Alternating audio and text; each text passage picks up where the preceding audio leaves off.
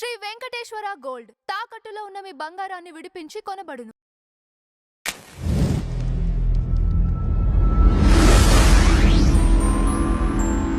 మనకి కేరళ తీసుకుందాం. ఆ గవర్నమెంట్ ఇప్పుడు అక్కడ అయ్యప్ప భక్తులు ఎవరైతే ఉన్నారో వాళ్ళకి కరెక్ట్ ఫెసిలిటీస్ లేకుండా, ఎందుకంటే వీళ్ళేంటి వీళ్ళు లెఫ్ట్ భావజాలానికి సంబంధించిన వాళ్ళు, ఏముంటుంది సెంటిమెంట్స్ ఏముంటాయి, లేకపోతే ఇంకోటి ఏముంటాయి. సో ఈ ప్రభుత్వాలు ఎప్పుడు మారినా కానీ ఈ ఎవరైనా ఈ భక్తులు కావచ్చు లేకపోతే ఎవరికైనా ఈ ఇబ్బందులు కొనసాగుతూనే ఉన్నాయి.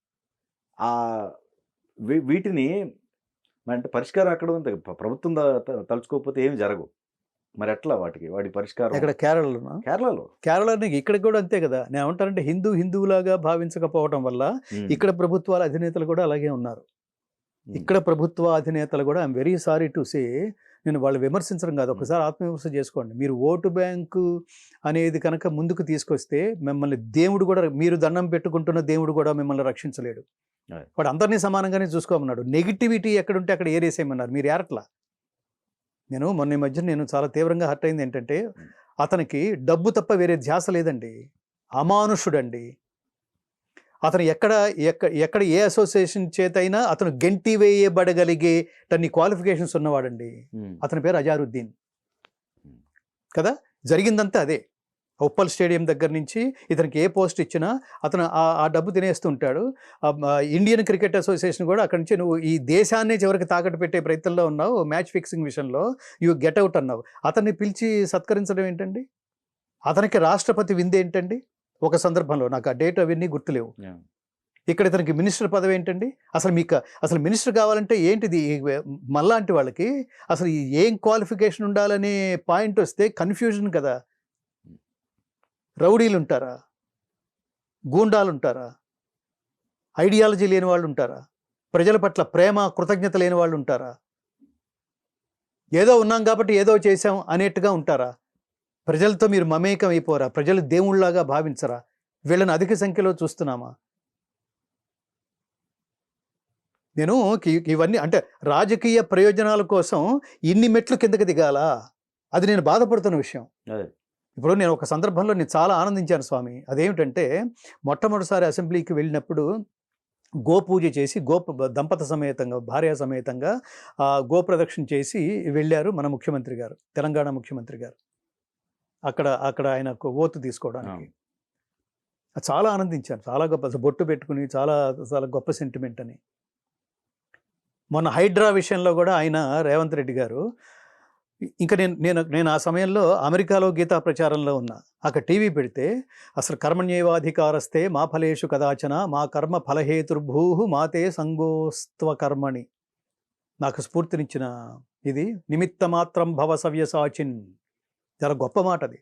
తస్మాత్వముత్తిష్ఠ యశో లభస్వ జిత్వా శత్రూన్ భుంక్ష్వ రాజ్యం సమృద్ధం మయైవైతే నిహతాః పూర్వమేవ నిమిత్తమాత్రం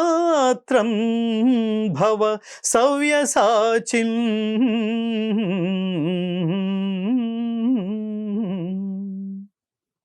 అసలు కర్మ ఎలా చేయాలో చెప్తున్నాడు కృష్ణుడు.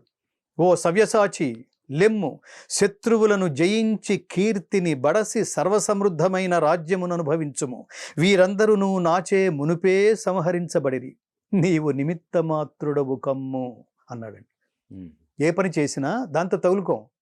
వాడెవడో వచ్చాడు, మీరు సెక్రటరియట్లో చాలామంది ప్రభుత్వ అధికారుల దగ్గర నేను జర్నలిస్ట్గా ఉన్నప్పుడు చూసి బాధపడ్డ విషయం ఏమిటంటే, వాడు పాపం ఎక్కడో ఊళ్ళో వాడండి తన సమస్యని తను పేపర్ మీద కూడా ప్రకటించుకోలేడు, ఒక అప్లికేషన్ పెట్టుకోవడానికి. దాన్ని ఇంకొకడెవడో పెద్ద మనిషిని పట్టుకుని వాడితో రాయించి తన సమస్యని దాన్ని పట్టుకుని ఇంకెక్కడో ఒక టైప్ రైటర్ దగ్గరికి వెళ్ళి, ఒక డిటిపి ఆపరేటర్ దగ్గరికి వెళ్ళి జాగ్రత్తగా రాయించుకొని అంత ఊళ్ళో నుంచి సెక్రటరియట్ అంటే ఏమిటి బాబు అని అడిగి, అది ఎక్కడ బాబు అని అడిగి లోపలికి వెళ్ళడానికి నానా కష్టాలు పడి చివరికి ఆ సీట్ దగ్గరికి వెళ్ళి ఆ అధికారి దగ్గరికి వెళ్తే వాడు అని పడేస్తే, వాడు చూడడానికి టైం ఉండదండి. వాడేం అధికారండి? కోట్ల మనుష్యాణం సహస్రేషం, కోట్ల మందిలో ఒక్కడు సేవ చేసే ప్రతివాడు పరమాత్మ తత్తుల్యుడండి, పరమాత్మ సమానుడు. అసలు ఇది రికగ్నైజ్ చేయాలి. నాన్ ఋషి కురితే కావ్యం నా విష్ణు పృథివీపతి. ఋషి కానివాడు సత్కావ్యాలు రచించలేడు, గంధర్వాంశ లేనివాడు అందగాడు కాలేడు, దైవాంశ లేనివాడు అన్నదానం చేయలేడు, విష్ణు వంశ లేనివాడు ప్రభువు కాలేడు. వాడు కార్పొరేటర్ అయినా, రాష్ట్రపతి అయినా, పాలకుడుగా ఉన్నాడు, ఏలుబడిలో ఉన్నాడు. వాడి దగ్గరికి 100 మంది 1000 మంది వెళ్తారు. నువ్వు దేవుడు అయ్యా అంటారు. నువ్వు దేవుడు అయిపోవాలి. నోటికి ఏదొస్తే అది మాట్లాడకూడదు. ఎలక్షన్స్ ముందు ఒక మాట, ఎలక్షన్స్ తర్వాత ఒక మాట, ఎలక్షన్స్ ముందు రకరకాల మాటలు హామీలు ఇచ్చేసి తర్వాత నేను అది ఎలా ఇచ్చాను, అది ఎలా సాధ్యం అవుతుంది అని అబద్ధం చెప్పేసి, వీడి పని ఇలా ఉందా అని వీళ్ళు ఇంటికి వెళ్ళి హోంవర్క్ చేసి ఫేస్బుక్లో అప్పుడు అన్నది ఇప్పుడు కాంది 2 వీడియోలు జాయిన్ చేసి నీ బతుకుదిరా అని చెప్పి ఇప్పుడు తలెక్కడ పెట్టుకోవాలో తెలియక వీడి ఇబ్బంది పడి ఎంత జాగ్రత్తగా ఉండాలి. కోట్ల మంది తపస్సు చేస్తారు, అందరూ ముఖ్యమంత్రులు కాలేరు. కోట్ల మంది తపస్సు చేస్తారు, అందరూ హీరోలు కాలేరు. ఎంత ఆ స్థాయికి వెళ్ళి ఎదిగిన వాళ్ళు, అంత సమున్నతమైన వేదికల మీద నిలబడగలిగే పరమాత్మ అనుగ్రహం పొందిన వాళ్ళు ఎంత జాగ్రత్తగా ఉండాలండి. నీకెందుకయ్యా నేనున్నానయ్యా, నేను చాలా తక్కువ మంది బ్యూరోక్రాట్స్లో నేను సహగమనం చేసిన రమణాచారి గారు ఒక ఆయన, జేడి లక్ష్మీనారాయణ, చెప్పు నేనేం చేయగలను చెప్పు అంటాడు రమణాచారి గారు. అంటే ఇవి నేను జర్నలిస్ట్గా ఉన్నప్పుడు కొంతమంది ఇట్లాగే కిషన్ రావు గారు ఐఏఎస్ కిషన్, ఇప్పుడు యాదాద్రి టెంపుల్కి కేసీఆర్ గారు ఆయన్ని ఏదో సిఈఓగానో ఏదో నియమించారు ఆ టెంపుల్ కడుతున్నప్పుడు. ఎంత నిస్వార్థపరులండి వీళ్ళు. ₹1 వాళ్ళ జేబులో వేసుకోరు. వాళ్ళ ముందు నుంచి కోట్లు వెళుతున్నా కూడా వాళ్ళకి ధన దాహం అంటదండి. ఎలా సాధ్యం ఇది? ఓ రోజు కారులో వెళ్తుంటే జేడి లక్ష్మీనారాయణ మేము కలిసి వెళ్తున్నాం. నేను చాలా గర్వంగా చెప్పుకోగలను, he is my follower of Bhagavadgita. ఆయన చాలా ఇన్స్పైర్ అయ్యి చాలా శ్లోకాలు నా ద్వారా తెలుసుకోవటం. చాలా కాలేజెస్లో భగవద్గీత శ్లోకం లేకుండా ఆయన ఉపన్యాసం కొనసాగదు. ఈ దేశంలో పుట్టావరా, అది రెఫరెన్స్. భగవద్గీత మత గ్రంథం కాదు, జ్ఞాన గ్రంథం, గొప్ప విద్యా గ్రంథం అది మాట్లాడితే హిందువు అవటం. ఇంకొకటి ఏంటంటే జనాలకు ఇవ్వాల్సిన క్లారిఫికేషను, ఏదైనా ఒక శ్లోకం చెప్తే వాడిని హిందువు అని ఒక వర్గానికి పక్కకు తీసి ఒక వర్గానికి అంటకట్టకండి. అది అది హిందూ భగవద్గీత అనేది సార్వజనీన గ్రంథం కానీ కేవలం హిందువుల్ని మాత్రమే ఉద్దేశించి బోధించబడిన కర్తవ్య బోధ కాదు. అది సార్వజనీన గ్రంథం, ప్రపంచ మానవాళిని ఉద్దేశించింది.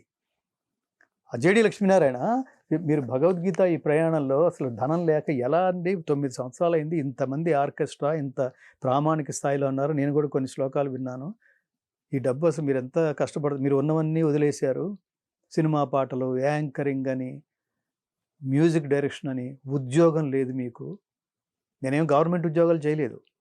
నేను అందరికీ చెప్తుంటాను, అన్ని కంఫర్ట్స్ ఉండి చేస్తే అది కన్వీనియంట్ ప్రయాణం అవుతుంది. నాకేం కంఫర్ట్స్ లేవు స్వామి. ఉన్న ఉద్యోగం మానేశాను. నాది గవర్నమెంట్ ఉద్యోగం కాదు, పెన్షనబుల్ ఉద్యోగం కాదు. వాలంటరీ రిటైర్మెంట్ తర్వాత నాకు కోట్లు వచ్చి పడలేదు. నేను మానేసినప్పుడు, నేను ఈనాడులో జర్నలిస్ట్గా జాబ్ నేను మానేసే టైంకి నా శాలరీ ₹5,400.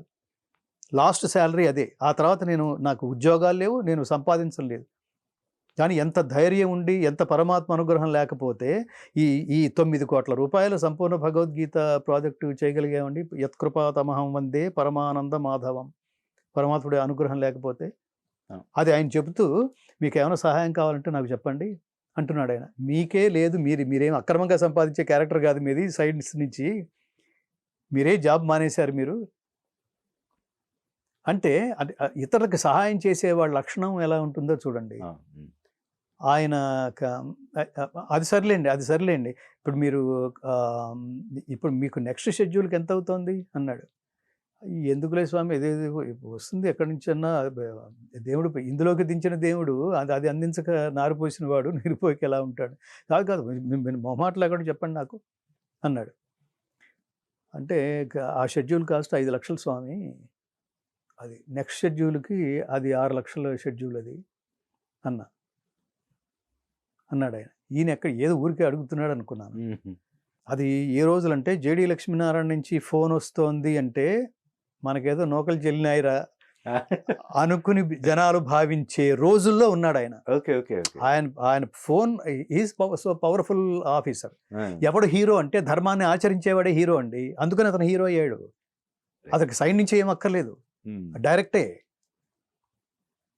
సో అంటే అతను ఎవరికో ఫోన్ చేసి గంగాధర శాస్త్రి గారని ఈ దేశంలో ఎవడు చేయని ఒక గొప్ప పని చేస్తున్నాడు ఆయన,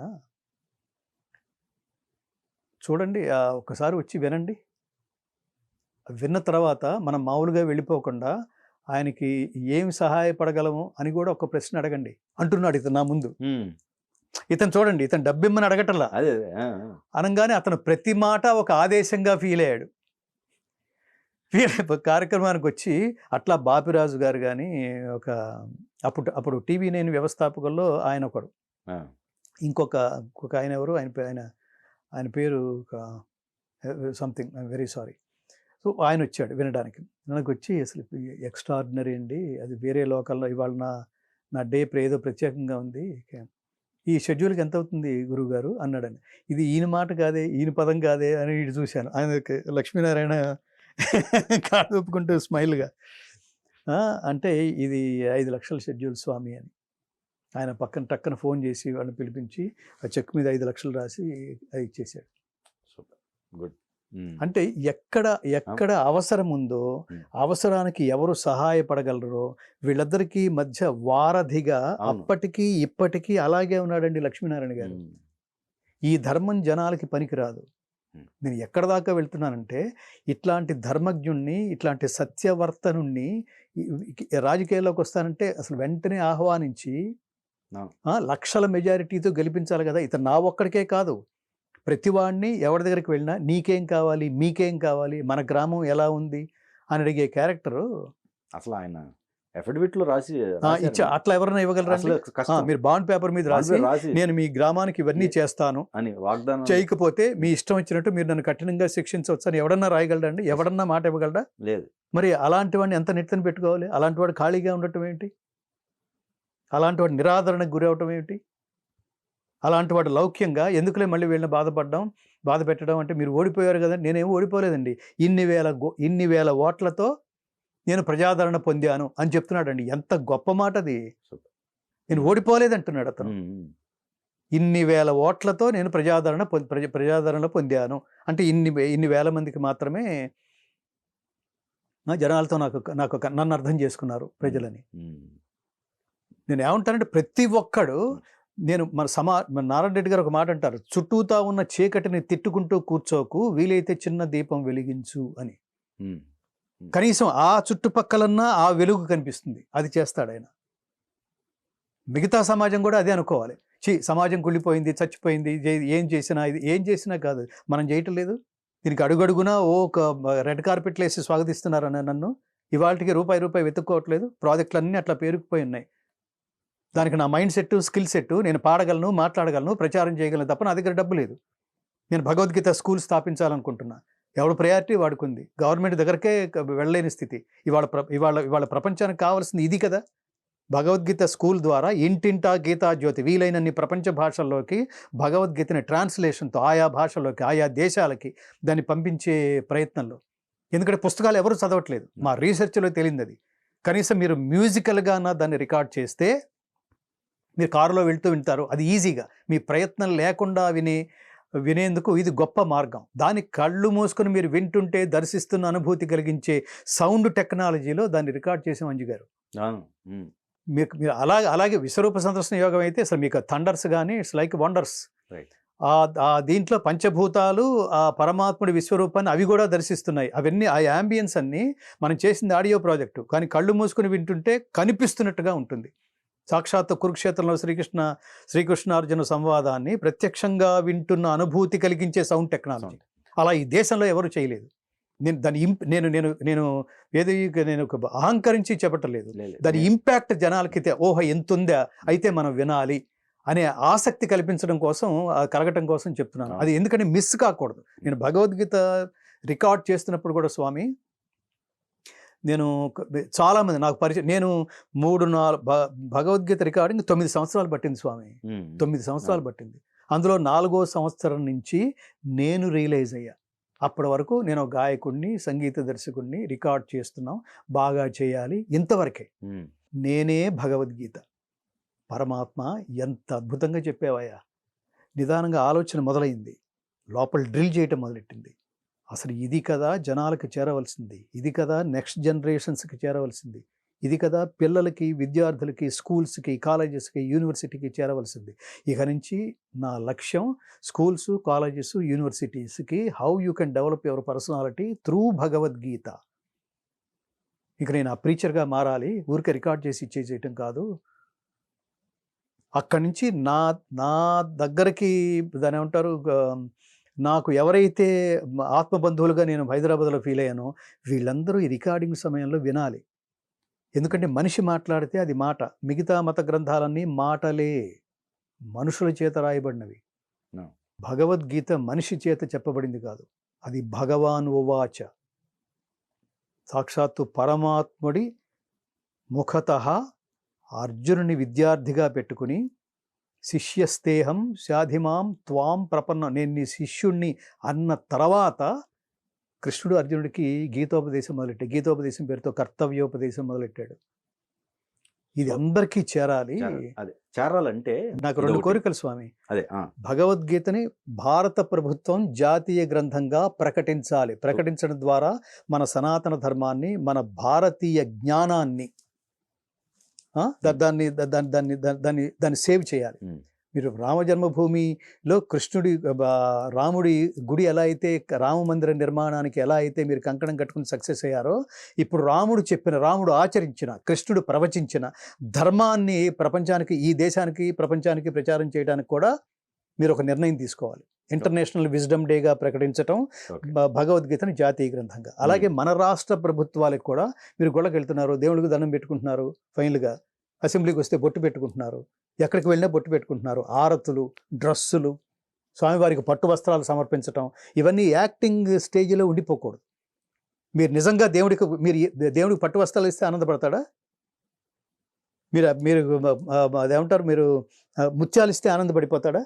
కాదు కదా. ఆయన ధర్మాన్ని ప్రచారం చేస్తే తిరిగి పరమాత్మకి ఏమీ ఇవ్వలేం కాబట్టి, ఏమిచ్చినా ఆయన ఆనందించడు కాబట్టి, ఏమిచ్చినా ఆయన తీసుకునే స్థితిలో లేడు కాబట్టి, ఆయన ఆనందించి మిమ్మల్ని ఆశీర్వదించడానికి ఒకే ఒక్క మార్గం, అదేంటంటే సనాతన ధర్మ సారాంశమైన భగవద్గీతను 5వ తరగతి నుంచే పాఠ్యాంశంగా చేర్చండి. ముఖ్యమంత్రులారా, నారా చంద్రబాబు నాయుడు గారు, సనాతన ధర్మం అని అనేక వేదికల మీద ఎలుగెత్తి చాటిన పవన్ కళ్యాణ్ గారు, డిప్యూటీ సీఎం గారు, అలాగే రేవంత్, మీరు హైడ్రా విషయంలో నిర్ణయాన్ని తీసుకునే ముందు భగవద్గీత శ్లోకాన్ని ఉటంకించిన రేవంత్ రెడ్డి గారు, మీరు 5వ తరగతి నుంచే, ఎందుకంటే ఇది మత గ్రంథం కాదు, జ్ఞాన గ్రంథం.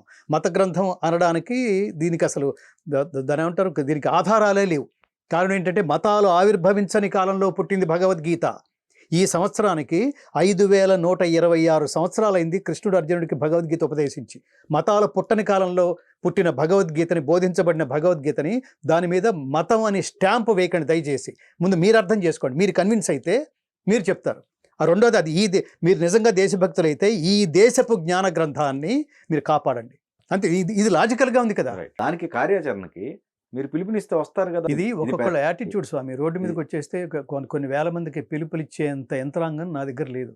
ఇప్పుడు ఇది పిలుపునిచ్చాను అనుకోండి, ఎవరన్నా మహానుభావులు వచ్చి నేను మొత్తం కోఆర్డినేట్ చేస్తానండి, ఒకరోజు మొత్తం రోడ్ల మీద. మా ఉద్దేశం కూడా ఏంటి, మా లక్ష్యం కూడా ఏంటంటే భగవద్గీత ఫౌండేషన్ అంటే మేము ఆచరించిన తర్వాత మాట్లాడుతున్నాం. మాకెందుకు హక్కు, ఎందుకు అర్హత అంటే, నేను జస్ట్ లైక్ దట్ నా సబ్జెక్ట్ కాబట్టి మాట్లాడేయటం కాదు, నాకు పాటలు వచ్చు కాబట్టి మాట్లాడటం కాదు. నేను 2006 సంవత్సరం నుంచి నేను దీనికి అంకితం అయిపోయి ఉన్నాను. ఫ్యామిలీనా భగవద్గీత అంటే భగవద్గీతే పిల్లోడికి. నేను ఖచ్చితంగా ఆ మార్గంలో ఉన్నాను. నేను ఇక్కడి నుంచి పిలుపునిస్తున్నా. అంటే మా లక్ష్యం ఏమిటంటే మొత్తం తెలుగు ఫ్రాటర్నిటీ, మొత్తం తెలుగు 2 రాష్ట్రాల తెలుగు వాళ్ళల్లో ఎంతమంది భగవద్గీత అనుచరులు ఉన్నారో, ఫాలోవర్స్ ఉన్నారో, ఎన్ని సంస్థలు అయితే ఉన్నాయో భగవద్గీత ప్రచారంలో, వాళ్ళందరినీ ఒక ఛత్రం కింద ఏకీకృతం చేసి చాలా పెద్ద కార్యక్రమాలు గీతా జయంతి అంటే అది తెలుగు రాష్ట్రాల్లోనే జరుగుతుందిరా అంత వైభవంగా, యూత్తో, కొన్ని లక్షల మంది యూత్తో అలా చేయగలిగే స్థితికి మేము రావాలనేది కోరిక. ఇప్పుడు మాకున్న వయసు, మాకున్న ఆరోగ్యాలకి దీనికి నిజమైన కోఆర్డినేషన్ ఇండియా మొత్తం స్ప్రెడ్ అయింది. అది కనుక జరిగితే మొత్తం ఇండియా స్ప్రెడ్ డెఫినెట్ గా మా ఉద్దేశం అది. ఎందుకంటే మేము ప్రపంచానికి చెప్తోంది మతం కాదు, జ్ఞానం చెప్తున్నాం. కర్మణ్యేవాధికి భగవద్గీత ఎందుకు మత గ్రంథం కాదు అంటే ఈ ఒక్క శ్లోకం చెప్పండి. కర్మణ్యేవాధికారస్తే మా ఫలేషు కదాచన మా కర్మ ఫలహేతుర్భూ మాతే సంగోస్తు అకర్మణి. అంటే డూ యువర్ డ్యూటీ. నీ పనుల్ని నువ్వు ఏ పని అయితే ఎంచుకున్నావో దాని విద్యుక్త ధర్మం అంటున్నాం. ఏదైతే నీ కర్తవ్య కర్మ ఉందో దాని ఫలితం వైపుకి దృష్టి పెట్టే ప్రయత్నంలో డైవర్ట్ కాకుండా ఆ పనితోనే మమేకమై త్రికరణ శుద్ధిగా ఆ పనిని చెయ్యి. ఆ పని ఎలా చేయాలి? ధర్మబద్ధంగా. ఆ పని ధర్మబద్ధమైనది అయి ఉండాలి.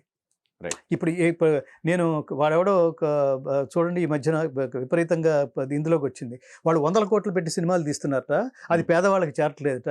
మనవాడు మధ్యలో ఒకడు దాన్ని దొంగతనం చేసి అది ఏ బొమ్మ అయితే ఏంటది, అది అది తప్పుడు బొమ్మ కదా, అది దొంగతనంగా ఇంకోటి చేరుస్తున్నారట. పైరసీ ఎంత తప్పండి అది? పైరసీ అంటే దొంగతనం అని అర్థం. దానికి ఏమి ధర్మము అని పెట్టలేదు కదా దానికి. ఇప్పుడు అతను రాబిన్హుడ్ లాగా చెప్పేస్తున్నారు అంటే అన్నారు అంటే మీ స్థాయి అదని అర్థం. మీరు హీరో అన్నారంటే వాడు హీరో అయిపోడు, నీ స్థాయి అదని అర్థం. నీకు ఏం మాట్లాడాలో తెలియక హీరో అంటున్నావు. హీరో అనే పదానికి అర్థం తెలుసా? ధర్మాచరణమే నిష్టగా కలవాడిని హీరో అందాం. ఇప్పుడు సినిమాలో మనం చూస్తున్నాం, అతను ఎందుకు హీరో అయ్యాడు? దొంగతనాలు చేయడం వల్ల హీరో అవ్వలేదు. ఆ ఊరికి ఏదో సమస్య వచ్చింది, ఆ సమస్య నుంచి బయట వేశాడు, అందుకని హీరో. అంటే అతను ఎందుకు హీరోని చేశారంటే, అంటే మనకి చర్చకి సంబంధం లేకపోయినా మీరు తీసుకొచ్చారని ఎక్కువ స్పెండ్ చేయాల్సి వస్తుంది. అంటే ఒక కుటుంబం వెళ్ళిపోతే చెయ్యొద్దండి, 2000 రూపాయలు చెయ్యొద్దు. అది నేనేమంటానంటే కరెక్ట్ లేదు కదా. మీరు నేను మీకు ఈజీగా అర్థం కావడం కోసం నేను ఒక ఉదాహరణ చెప్తాను. మీరు భారతదేశానికి వచ్చిన కొన్ని బ్రాండెడ్ డ్రెస్సెస్ ఉంటాయి. పీటర్ ఇంగ్లాండ్ అన్నాడు, అలెన్ సోలీ అన్నాడు, ఇంకోటి ఏదో అన్నాడు. అక్కడికి వెళ్ళి ఇదేదో బాగుంది, ఇది అలెన్ సోలీ షర్ట్ ఎంత బాగుందో అనుకుని అక్కడికి వెళ్ళారు.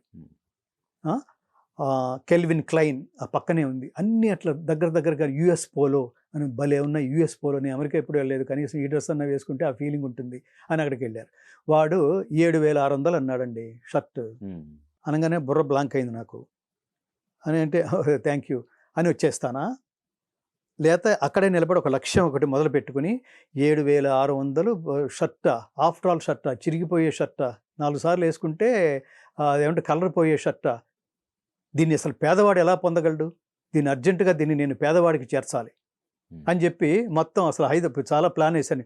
హైదరాబాద్లో యుఎస్ పోలో కంపెనీలు ఎన్ని ఉన్నాయి, షోరూమ్లు ఎన్ని ఉన్నాయి అని నేను ప్లాన్ చేసి ప్రతి షోరూమ్ని అర్ధరాత్రి పూట నేను దొంగతనం చేసి మొత్తం షర్ట్లన్నీ కొలగొట్టేసి నేను కుగ్రామాలకు వెళ్ళి పంచిపెట్టుతోటి నేను హీరో అయిపోతానా? దాన్ని నేను కొనను. అదే ఏం పర్లేదులే, కొనను. నాకు 200 షర్ట్ చాలు, అది నా స్థాయి, అది నా స్తోమత చాలు, అది నాకు లగ్జరీ అక్కర్లేదు. నేను అది వేసుకోకపోతే నేను చచ్చిపోను. సినిమా దొంగతనంగా చూడకపోతే నేను చచ్చిపోను. అది సమస్యే, అది వాళ్ళు చూసుకోండి. లేకపోతే బయటకు వచ్చి శాంతియుతంగా మేము ఇది పొందాలనుకుంటున్నాం కానీ పొందే స్థితిలో లేము, కానీ దానికి ఇది చేయండి. అది రైట్ మార్గం. కానీ ఒకడెవడో దొంగతనం చేసి ప్రజలకు అందించే ప్రయత్నం చేస్తున్నాడంటే, వాడిని హీరోలాగా చూస్తున్నాడంటే, తద్వారా సమాజానికి ఏమి ఇవ్వాలండి? ఎవరిని అవమానించినట్టు? నీ ఐడియాలజీని నువ్వే అవమానించుకుంటున్నట్టు. పోనీ ఇదే ఐడియాలజీతో మీ పిల్లల్ని కూడా పెంచండి. రేపు భవిష్యత్తులో ఎవడు తయారు చేసినా కూడా, నాన్న మనం కూడా అంత పలానా వాడి లాగా నువ్వు కూడా దొంగతనాల్లో బాగా ఆరితేరి బాగా టెక్నాలజీని నువ్వు అందుబాటులోకి తెచ్చుకొని దొంగతనం చేసి ప్రజలకు అందించి ఎప్పుడు వాళ్ళ ఆశీస్సులు పొందుతూ సుఖంగా క్షేమంగా ఉందుగాక అని ఆశీర్వదించగలవా? మనం సేపు ధర్మంగా మాట్లాడుకుంటున్నాం. నువ్వు పొందలేని స్థితిలో ఉన్న మన జీవితంలో ఎన్ని పొందలేనివి వదిలేసామండి. దాని మీద కోరికను పెంచుకుంటావా? అక్కర్లేదు, సినిమా చూడకపోతే చచ్చిపోయాం.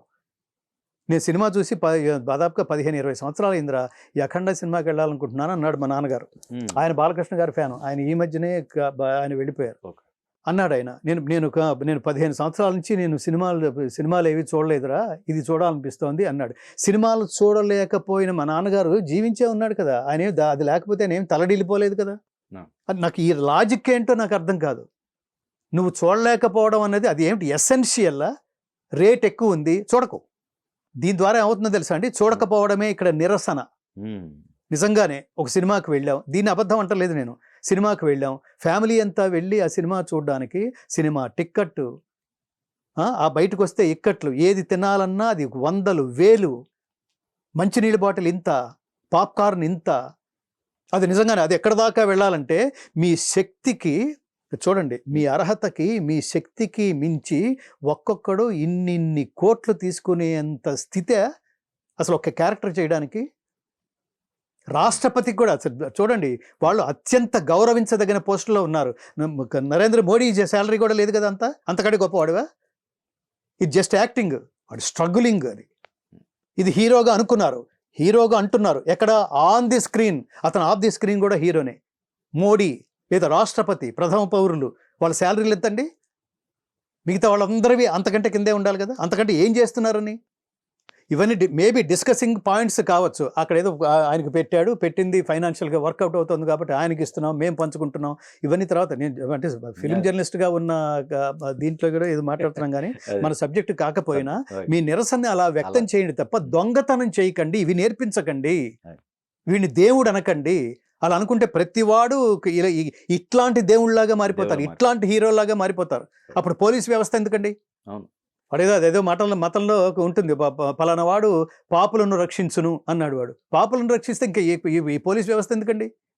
గీతలో ఏం చెప్తున్నాడంటే పాపమే చేయొద్దంటున్నాడు. నాదత్తే కస్యచిత్ పాపం నచైవ సుకృతి విభు అజ్ఞానేనావృతం జ్ఞానం తేన ముహ్యంతి జంతవః.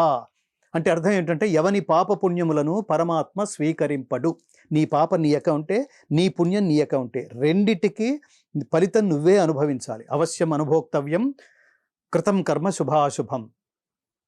కర్మ సిద్ధాంతం అంటే ఇదే. మంచి చెయ్యి, దాని ఫలితం అనుభవించున్నా అన్న పరమాత్ముడు అక్కడే ఆశీర్వదిస్తాడు. పరమాత్ముడు ప్రస్తావన ఇప్పుడు ఎందుకు అంటే ఇది ఒక ఆపరేటింగ్ సిస్టమ్. అది మంచి చేసావు, ఇచ్చేసాడు. అది కంప్యూటర్లో ఫీడింగ్. అది ఆటోమేటిక్గా మన మధ్య మధ్యలో మన తలెత్తి ఆయనతో మాట్లాడాల్సిన అవసరం లేదు. అది ఇట్ ఈస్ కంప్యూటరైజ్డ్ అంతే, ఆ లీగల్ సిస్టమ్.